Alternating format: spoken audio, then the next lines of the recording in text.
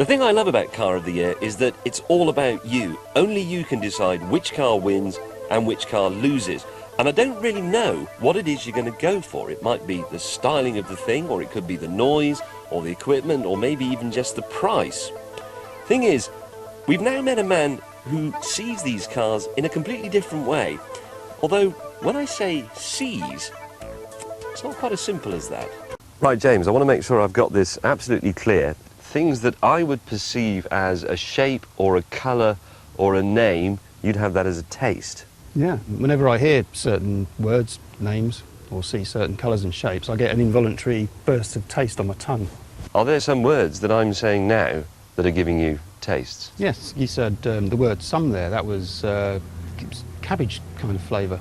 So what about cars? Are you interested in cars? I am, yeah, although I've got to be very, very careful because I just simply can't stomach a lot of them. What, quite literally? Yeah. They just taste too horrible? They're just horrible, yeah. They're a mad cacophony of flavours just coming at me when I look at them.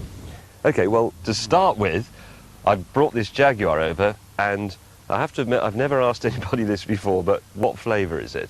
Jaguars, to me, have always had a bland, rather bland flavour of sort of cloth. What, the word Jaguar? Yeah. Tastes yeah. of cloth? Cloth. What does cloth actually taste like? I don't eat it very often. Well, suck on you. All right.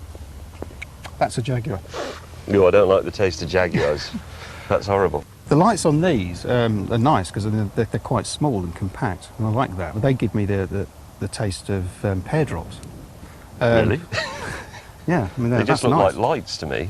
No, they're pear drops. Pear drops, OK. But you've got a revolting chrome strip there that tastes of it's like rice pudding, and you've got custard. Funnily enough, you've got a spoiler there that gives me a very strong taste of custard. It's the word spoiler that does it. Right, I just want to see if I can sum this up. We've got custard, rice pudding, pear drops, and Jaguar taste of old cloth.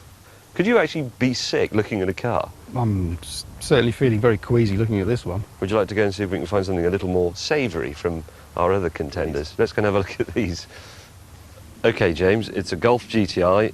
I'm not getting any tastes off it at all. It's very Marmite-y because of the colour of it. Even though Marmite is very dark brown. Yeah, it's just it's the sound of the colour. So you've got pear drops, Marmite, and you've also got this, which is this is a nice touch, which is your wafers, but because it's shaped, it's sweeter.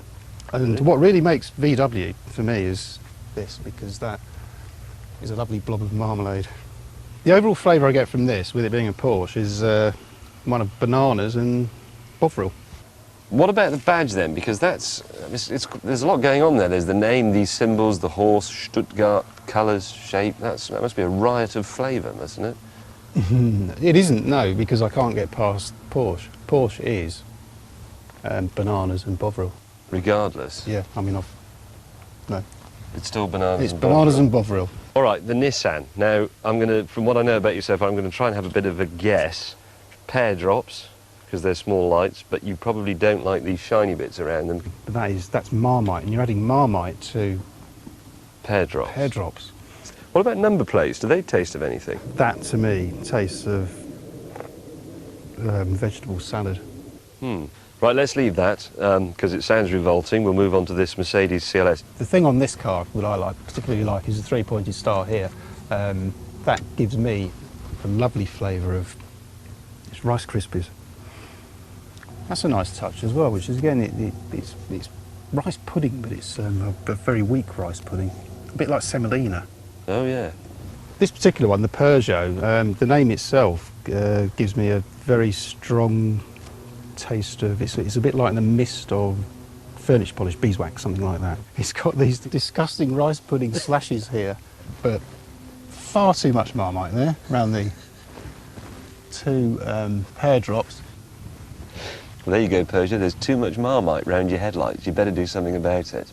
Well, OK, that's given us a brief idea of what these cars taste like.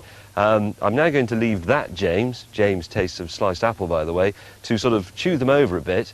We'll come back a bit later and find out which is his taste champion and which is his taste disaster.